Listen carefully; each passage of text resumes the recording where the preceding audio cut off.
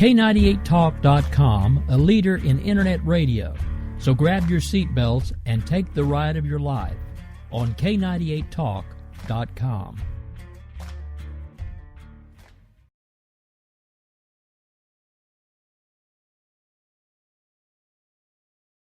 We believe in the American way, and we built this country called the USA, and we fly our flag because we're proud and free, we're Americans. Red, white, and blue is our way of life. We never back down from a challenge or a fight. Nature provides, God gives the rights, we're Americans. We fish the waters and we hunt the lands. We forge the steel with our own two hands. With what we've got, we do the best we can, we're Americans. It's time now for the Conservative Curmudgeon radio show on K98 Talk. Now, here's Grouchy.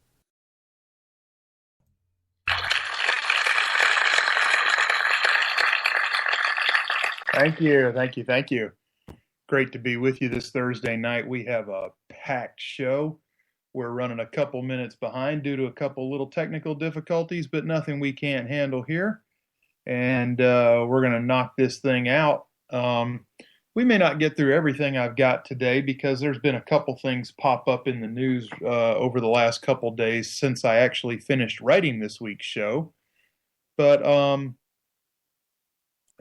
wanted to start. We're going to start by opening up the phone lines, actually. 408-681-8255. That's 408-681-8255. Call with any topic. You don't have to be on topic with me. Anything that's burning a hole in your head, just let's get it out there and talk about it and see what we could figure out. So anyway, this week, our president started his week off with a trip to India. He was very giddy about this trip because he was going to co-host the monthly radio address to the Indian people with Prime Minister Modi over there. But he cut his visit a day short after the address so that he could unexpectedly go to Saudi Arabia and allegedly pay his respects to King Abdullah, who passed away. Now, big question is why? You see, it's a well-known fact that King Abdullah didn't really care for Obama at all. He thought poorly of him as a person and probably even more so as a leader. So why would Obama cut this much-anticipated visit to India short to attend the funeral of a man who couldn't stand him? Well, what we're going to do is I'm going to first give you what the White House is shoveling out, which can be used in the Rose Garden if you catch my drift. The official line of crap from the White House was that President Obama was there to show support and solidarity for one of our most trusted Middle East allies.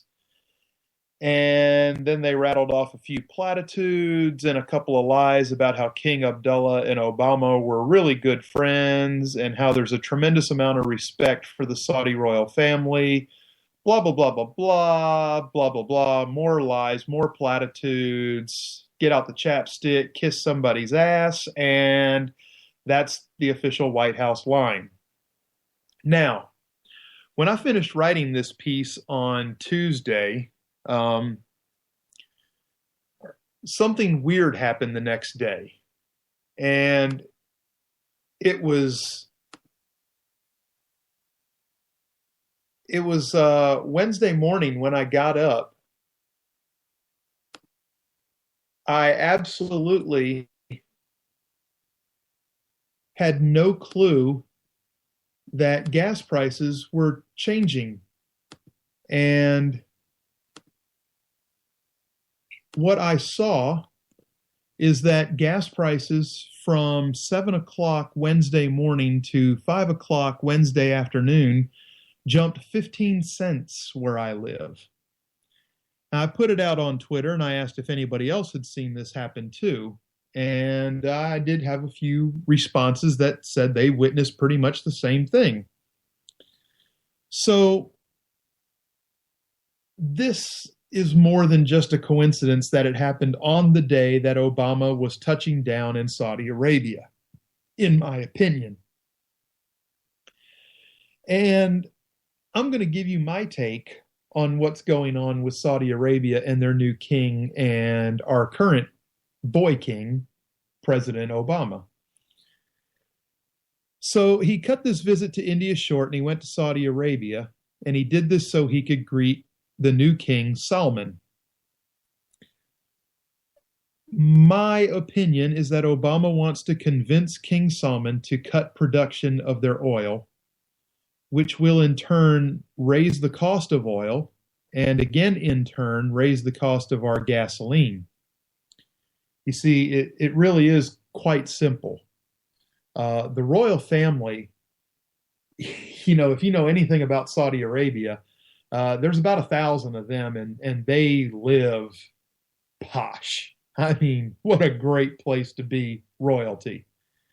But if you're not royalty, it almost goes straight from the sovereign and the princes under him to straight up dirt road poverty. And the royal family does pay money out to the Saudi people based on some of their oil sales. So what I believe President Obama's agenda is to get Saudi's oil production cut, drive the cost of oil, and in turn gasoline up. He's going to pitch this to King Salman as a way to increase Saudi Arabia's revenue and gross national product, and therefore he would be able to pay out more money to the people of Saudi Arabia, which will make him an instant hero very early on in his reign. And it's almost kind of scary that gas prices jumped 15 cents in one day just because he was landing there. Now, the other side of this is if Obama can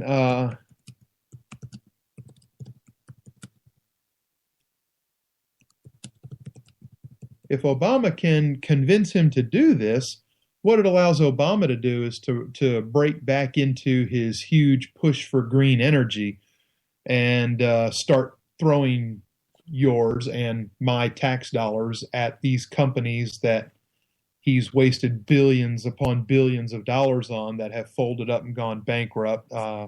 Solyndra comes to mind. It's not a secret that early on in Obama's time in office that he and Secretary of Energy Stephen Chu, who is now gone, they plotted to drive oil and electricity prices high, which would spur investment and need of these green energies. So now that Chu is gone, his replacement is Dr. Ernest Moniz, and he's just another chip off the green block, and he's a real yes man, just like Chu was.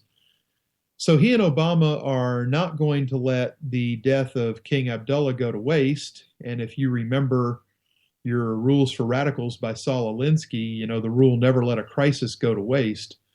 Well, the crisis is for the people of Saudi Arabia, not the people of America like Obama's going to make it out to be.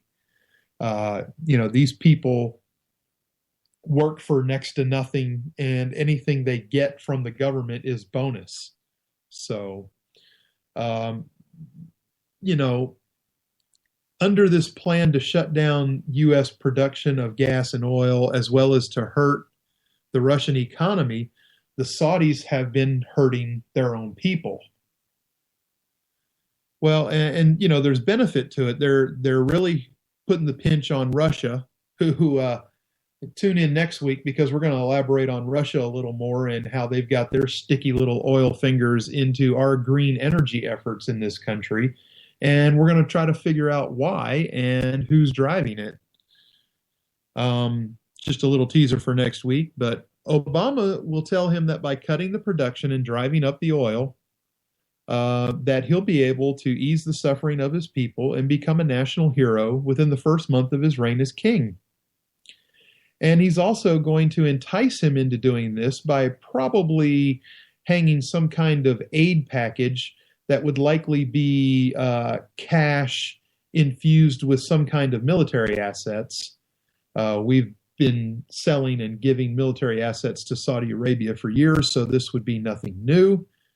And this alone is the only possible real reason Obama could have had for cutting his much hyped and much anticipated trip to India short and attending the funeral of a man who couldn't stand the sight of him.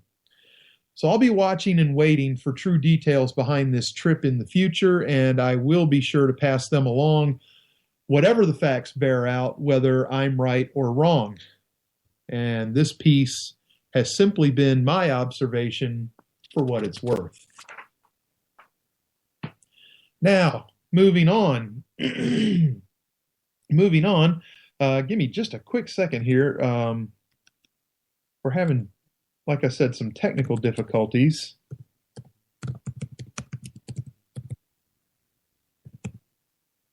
So I'm going to tweet out another link for the show, just in case.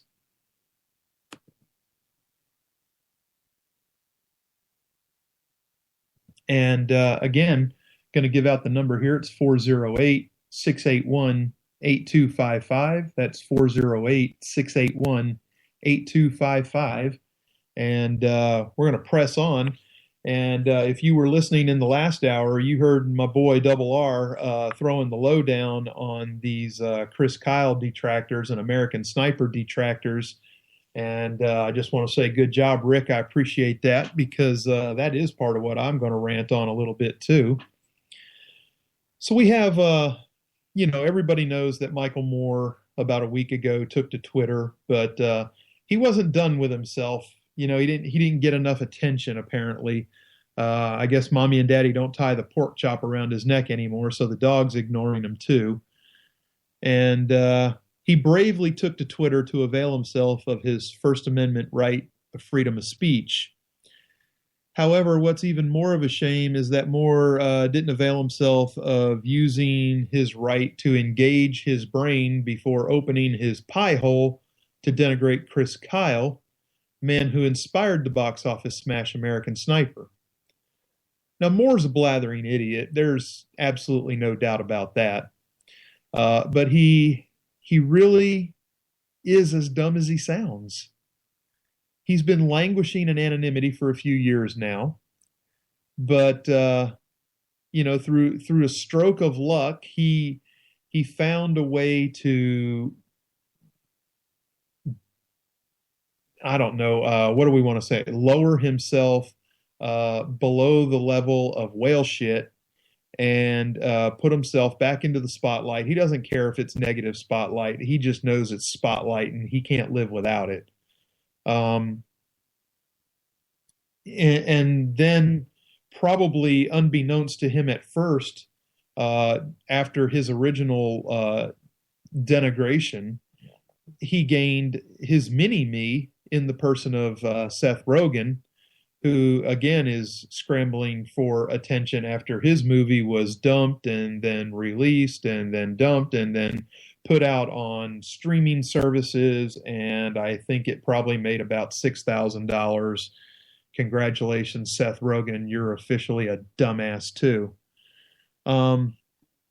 But these two combined must have the IQ of a rotted head of cauliflower, because to me, they're just as smart and brave as Jesse Ventura's wrinkled, patchouli-stinking, cowardly ass.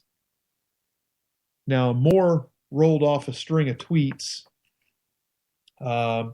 and was trying to, for somebody that doesn't believe in God, he sure likes to try to invoke his name a lot. He said, tomorrow's Sunday school. What would Jesus do? Oh, I know. He'd hide on top of a roof and shoot people in the back. Classy. His second tweet. But what would Jesus do if he could be a sniper and save soldiers' lives by shooting savages in the back and asking for an answer? And then he put his own answer out that said Jesus wouldn't put any soldiers' lives in harm's way in the first place because he wouldn't have sent them to Iraq.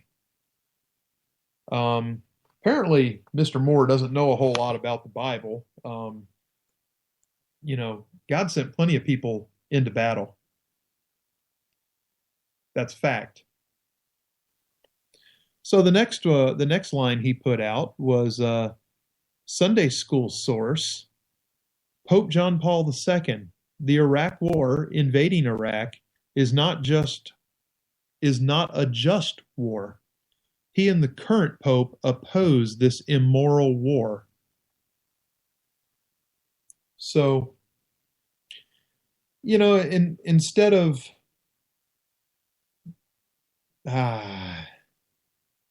he said, instead of being a sniper to protect our troops, I tried to save their lives by stopping Bush from sending them to their deaths in Iraq. This guy is an incredible buffoon. And I just can't even, a long time ago, a wise man, that's not Michael Moore for those that are just checking in. He is not a wise man. But a wise man once wrote, they profess to know God, but they deny him by their works. They are detestable, disobedient, and unfit for any good work. Now, Rogan and Moore have every right to state their opinion, but let me tell you something. These are beta males. They are betas. And they're exercising their right to be pacifists. And the irony of this is in America, you can't be a pacifist without the men and women who are willing to wage war and defend those rights for you. Maybe instead of berating and denigrating war and the brave men and women who are willing to fight them, you should try to learn a little bit about what it takes to become one of them. The sacrifices they make are unfathomable to many people, especially pacifists. And maybe instead of blasting film director Clint Eastwood's work, Moore should make a movie of his own, maybe make an anti-sniper blockbuster. But then again, what the hell would Michael Moore know about making a blockbuster? And I'm really sick of hearing about him and Rogan, so I'm just going to stop right there, and I'm not going to pay him any more attention. I'm tired of them, and I don't want to talk about them anymore. So we're going to press on. And if you remember a couple of weeks ago, we had this little event in America called the State of the Union Address. Obama touted America's success in the oil production industry like it was something he had a hand in. And I guess in a weird sort of kind of way, he did. He shut down the leases on government lands and forced the oil industry to seek out privately owned land to drill on. And without that backhanded motivation, America may not have become number one in oil production. But it's important, very important for Mr. President and his administration, namely Chief of Staff Dennis McDonough, who is going to get a seriously undue amount of attention from me this week. And we'll go into that a little bit later about why. But McDonough was, let me find my notes here, please. I will be all over this momentarily. Yeah, here we go. Okay. So McDonough was doing the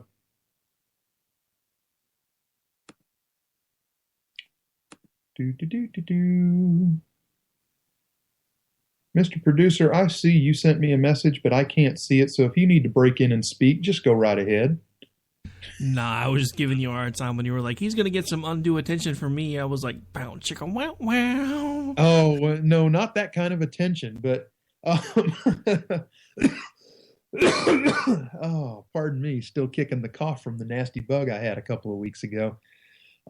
So anyway, as I predicted before the State of the Union address, the Obama administration is now trying to take credit for this increase in U.S. oil and gas production. And like I said, it happened in spite of him, not because of him. But Dennis McDonough was, he was on the Sunday morning talk show circuit. And let's see, where's my note on him? Yeah, there it is. Okay, so he was touting our increased oil production as one of Obama's accomplishments. And he was in an interview with Chris Wallace, and it just amazes me that McDonough had the nerve to sit there and take credit for it. And Mr. Producer, I know I asked you if we could grab that soundbite. I'm going to go ahead and ask if we can play that soundbite. And this is Dennis McDonough, the White House Chief of Staff, with Chris Matthews Sunday morning. But the other thing, here's where the president is not going to trim back his agenda, Chris. He is not going to say that we should trim back our agenda working for middle-class families in this country. He's not. That it's decades now that wages have stagnated for hardworking middle-class families. He is saying enough is enough. We're out of the crisis of the last several years. Unemployment's down under to 5.6%. More oil produced in this country than at any time in the last several decades. No thanks to the Obama administration. Well, sometimes it's all happening on. Sometimes you guys, sometimes Chris, you're inclined to tell us that we're responsible for things that are happening that are bad, but we're not responsible for anything that's good. No, it didn't happen on federal land. It happened on private land and state land, and in fact, the administration was opposed to a lot of the fracking. One last question, if I may. More clean energy than ever in this country. Again, more no oil thanks and to gas, the administration. More oil and gas produced in this country than ever before. Again, no thanks to the administration. We're producing more than we import for the first time in 2 decades. That means lower energy prices. That means more jobs. And it's time for us to focus on the middle class. Okay. The president will not trim his sails on that, Chris. He will not.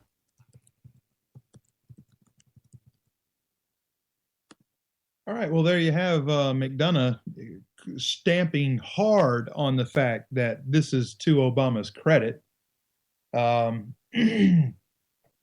This is absolutely ridiculous. You heard Chris Wallace pounding on him, talking about no thanks to the Obama administration. And McDonough was insistent that they get the credit for the good and the bad. If they're going to take the bad, you have to give them the good. Well, it doesn't work that way. Good or bad, you don't get credit for anything unless you actually earn it. And I see I'm getting, I got a little hate tweet action going on here. This is so funny. He's so cute. Yeah, little Johnny, go play in the traffic. Haterade, do you? We are producing more oil and gas than we have in decades. And that does mean lower energy prices for some. It does mean more jobs for many.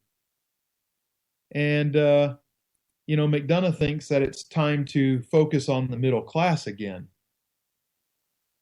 And just to back up what Chris Wallace was saying and what I was saying before the State of the Union, according to a March 2013 Congressional Research Service report, U.S. natural gas production has increased 20% since fiscal year 07. Natural gas production on federal lands fell by 33% during that same time frame. And while production on non-federal lands grew by 40% during that same time frame. It's the story, same story with oil production on non-federal lands. There were modest fluctuations in oil production, from fiscal years '08 to 2010, and then a significant increase from 10 to 12, increasing total U.S. oil production by about 1.1 million barrels a day over fiscal year '07. And all the increase from '07 to 12 took place on non-federal lands. And the federal share of total U.S. crude oil production fell by about 7 percentage points. In a February 2012 speech, President Obama insisted the U.S. can't just drill our way to lower gas prices.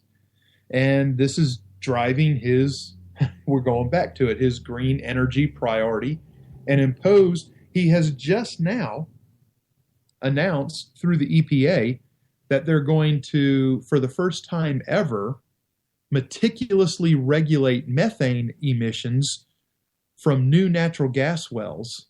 This has never been done before, and this is in an attempt to curb fracking. So he sees lower gas prices. He sees that this is driving more people out into the economy. They're freer because they have more money in their pocket to spend with lower gas prices. They're purchasing more gas. They're purchasing more goods and services. And his idea to pivot to helping the middle class is to ask for higher taxes. How the hell does that help the middle class? We're the ones that pay the taxes anyway.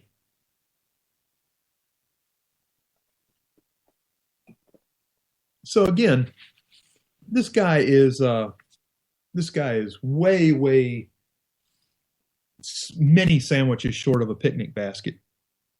So, and then we get this update, their big attempt to help the middle class. Well, remember last week I talked about how he wanted to tax the 529 education savings accounts that grow tax deferred. And he was going to do this to help pay for his free 2 years of community college Ponzi scheme.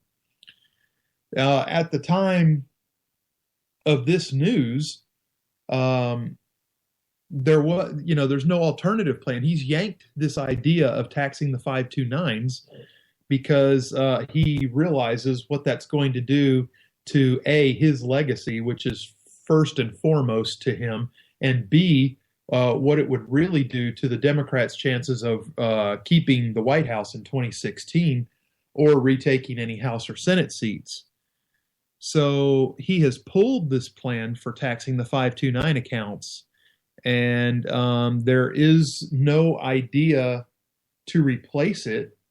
So we're now looking at Obama still not backing away from his spending plan, but the biggest piece of funding the spending plan, which he was still billions of dollars short on, is now not going to come through either.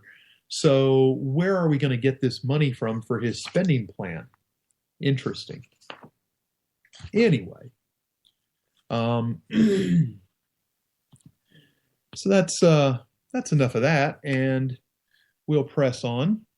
There's a new story that the National Journal broke this past week about a new caucus in the House of Representatives.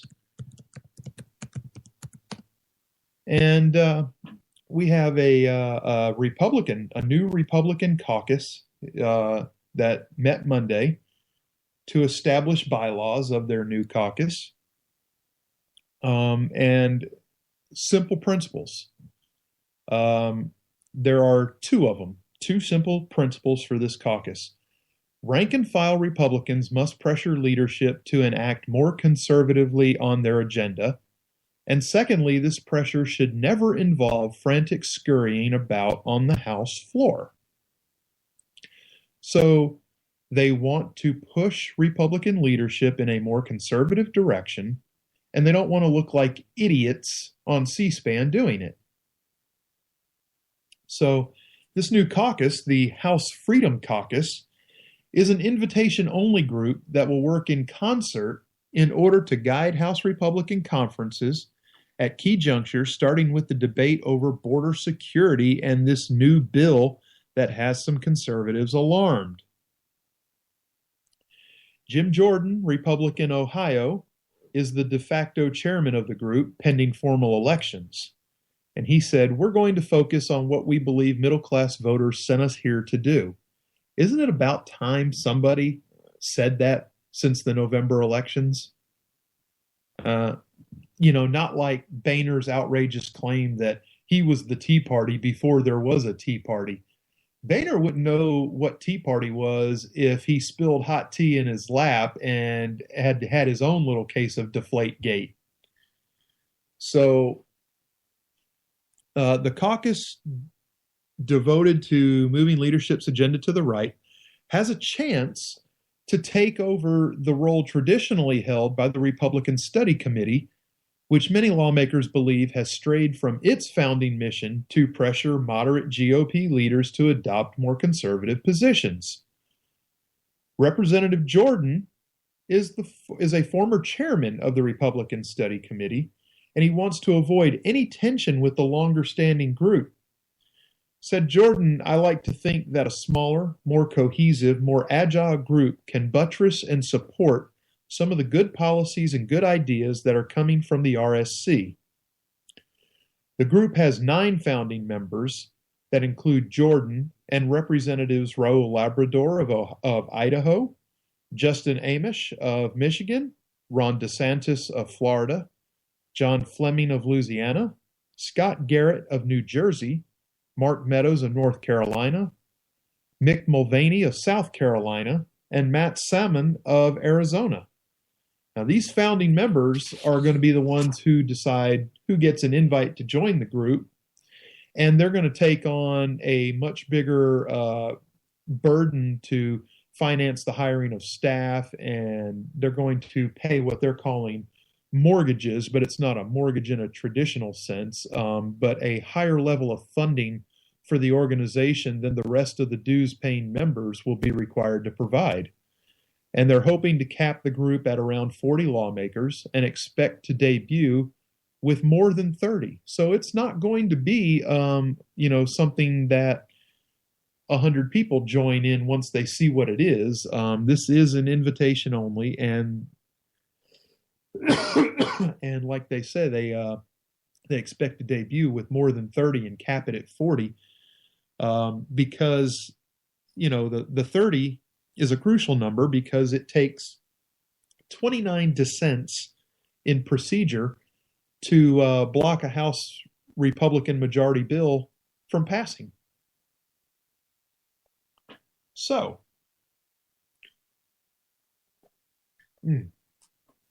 this group does not envision itself as another in the long line of conservative rebellions against House Speaker John Boehner, though. These lawmakers are hoping to refine the process by which conservatives pressure leadership so as to shape policy outcomes while avoiding melodramatic floor fights between Republicans. The unofficial spokesman for the group, Raul Labrador, said, quote, we're trying to push the entire conference to the right, but you can only do that effectively if you do it in a positive way.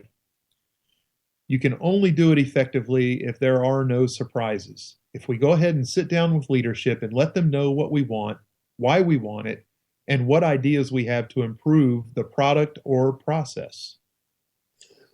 Pretty smart fellow. And I just realized that I have run way past the bottom of the hour, and I probably need to take a break. So I'm going to take a break, get something to drink, and I'll be right back. America, something to see, baby. Ain't that America? Home of the free, yeah.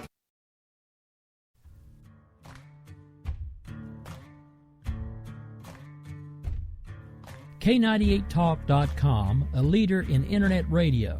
So grab your seatbelts and take the ride of your life on K98Talk.com. The staff of K98 Talk and the Spark Radio Network is proud to announce that our very own Rowdy Rick Robinson has been selected as one of the top conservative talk show hosts in the nation for his program America Off the Rail. Again, congratulations to Rowdy Rick Robinson for a job well done and another reason to stay connected to K98 Talk and the Spark Radio Network.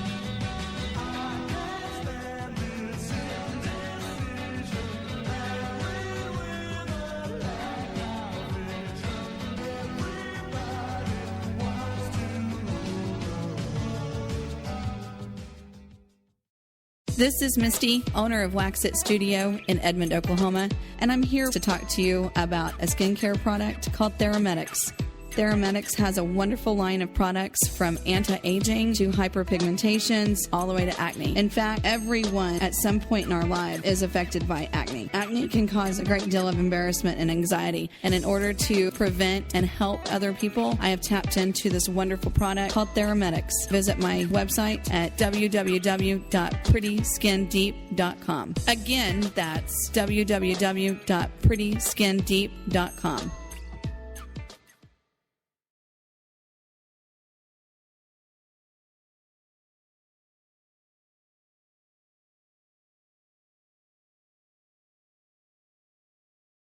If you like your health care plan, you'll be able to keep your health care plan. This is the most transparent administration in history. Not even a smidgen of corruption. Fact is, we had 4 dead Americans.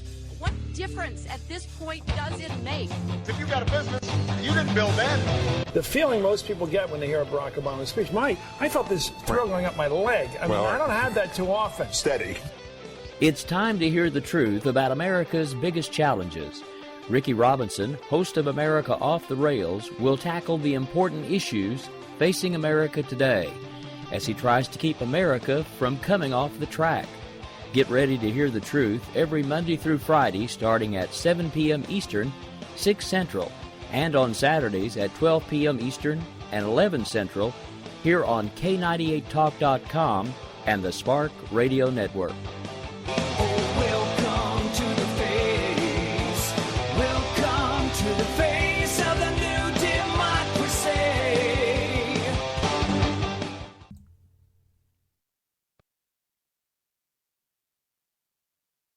Well, I guess it helps if I remember to turn on the monitor button.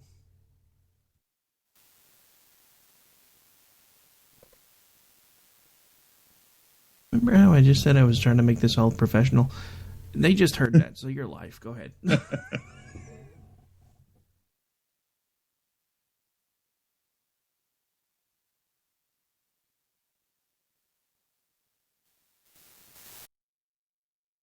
Okay. Working. So, welcome back. Oh, but ain't that America? For you and me, ain't that America? Something to see, baby. Ain't that America? On, yeah. Keep on with it. I like it. There. Come on, whip that applause up. All right, so we're back, and we left off with this new Republican study committee that's being formed. The new caucus that's being formed, hopefully to replace the Republican Study Committee. But the RSC has served as the leading conservative caucus in the GOP since 1973, when it started as an informal group with just a few members and has now grown in size to 170 members. That's close to 3/4 of the Republican majority. And many conservatives believe it's just become too big of a monster to represent what it was originally intended for, and is now more of the establishment wing of the party. And you got fissures in the RSC that became apparent when then Chairman Steve Scalise fired the caucus's longtime executive director for leaking information about conversations between members to outside groups that opposed a bipartisan budget deal in 2013. Scalise went on to win a race for House Whip, and while the fired aide Paul Teller went to work for Senator Ted Cruz. Interesting turn of events there. But this Freedom Caucus is forming just days after Boehner suggested that conservative frustration with his leadership is misguided. I don't see it as being misguided. John, can I call you John? But frankly, a lot's being driven by national groups in D.C. who have raised money, and they just, pounded on Boehner. And he said as much to CBS during a joint interview with the new Senate Majority Leader, Mitch McConnell, one of the most ruthless men in all of Washington, D.C. He may not wield a big hammer or a big stick, but Mitch McConnell knows how to just cut you to pieces. And he's kind of scary that way. He's not very bright, but he's kind of scary, very vindictive. But DeSantis said that Boehner's critique might apply to some groups, but not to the prominent conservative organizations such as Heritage Foundation and Club for Growth. I don't think that we'd be able to generate outrage or generate dissatisfaction where none existed, DeSantis said. I think they're tapping into an existing dissatisfaction with Republican leadership and with Washington, D.C. more generally. Initially, this new organization hopes to ease that dissatisfaction by influencing the debate over the border security bill drafted by Homeland Security Chairman Michael McCaul, Republican of Texas. So if you're out there and you're from Texas and you're listening, you really need to know what Michael McCaul is up to. And the